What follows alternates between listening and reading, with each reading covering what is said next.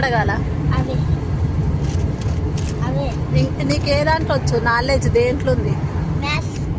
మ్యాథ్సా? హిందీ అంటే ఏది? అదా అంజలి మే తుమే తూ ముజే. మరి ఇంగ్లీషు వచ్చా నీకు? ఇందాక రాదంటే ఇక జోక్ చేసి ఉంటావులే.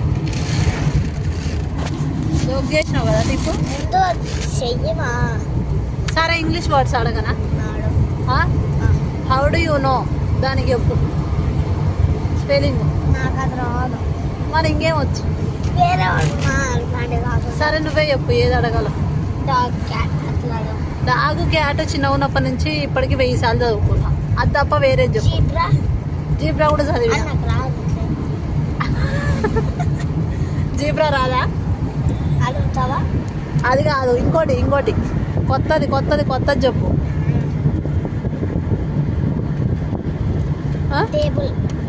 టేబుల్ కూడా పాతది.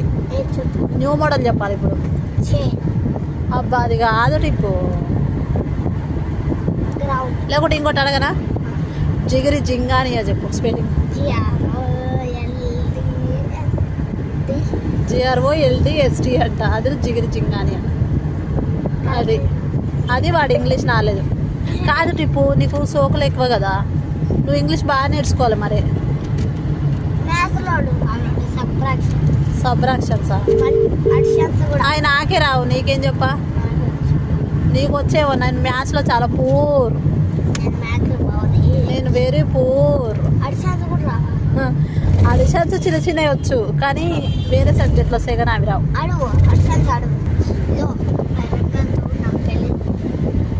ఐరన్ మ్యాన్తో చేయాలా? బ్రూ ఏం చేస్తుండు? బ్రూ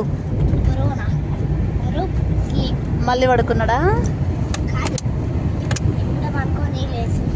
అంత టైర్డ్ అయిపోయిందా బ్రూస్?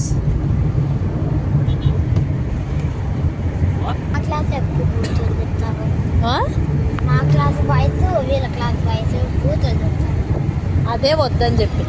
Discipline, very discipline. అక్కడ చూడు పక్షులు ఇలా లైన్గా వెళ్తున్నాయి పైన. అక్కడక్కడ నువ్వు చూసే లోపు అవి పోతుంటున్నాయి. అక్కడ ఇందాక చూసినాం చూడు ఎట్లా పోతున్నాయి. చెడిపోయినట్టు అన్నారు. క్రమశిక్షణతో అవి క్రమశిక్షణకి వెళ్తాయి. మనము రావు కదా అప్పుడైతే లైన్ పోతాయి.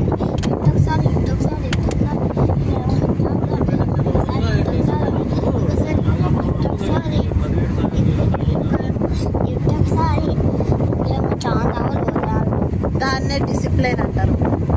అది మీకుందా? రేకు పండుగ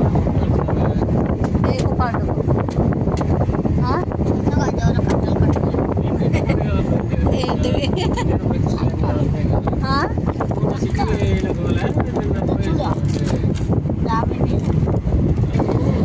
ఎవరికి అమ్ముతావు?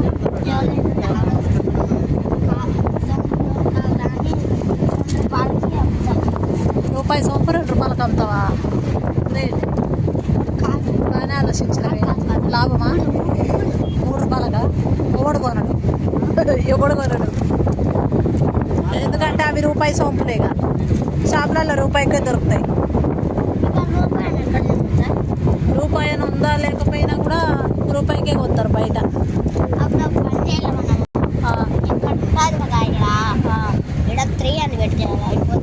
అట్లనా? అయితే నువ్వు పెన్నుతోనికి 3 అని. అది ఏమని చెప్పాలంటే స్పెషల్ సోప్ అని చెప్పాలి. అదే మ్యాటర్. అంతా చెప్పు మరి. Oh my God, God must be crazy. బుడికి మాకా లాస్ట్కు. సరే ఓకే, మరి మీ ఫ్రెండ్స్కి ఏమైనా చెప్పేసాయి లాస్ట్. ఎందుకంటే ఈ మధ్య రీసెంట్ వీడియోస్లో అది